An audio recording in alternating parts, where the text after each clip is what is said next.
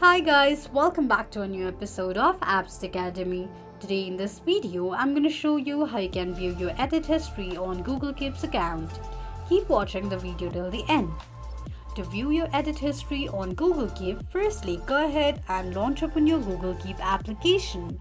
The home page of Google Keep application will appear on the screen. Click on three lines at the top left corner of the page. From the displayed options, tap on any label. Edit the name of the label, and after you're done, you can see the edited history and the time at the bottom of the page. This is how you can view your edit history on Google Keep quickly and easily, just in few steps. If you have any thoughts or queries, let us know in the comments section. Don't forget to subscribe to our channel.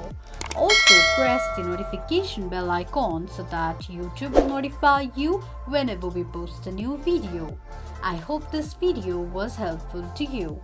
Thank you so much for watching.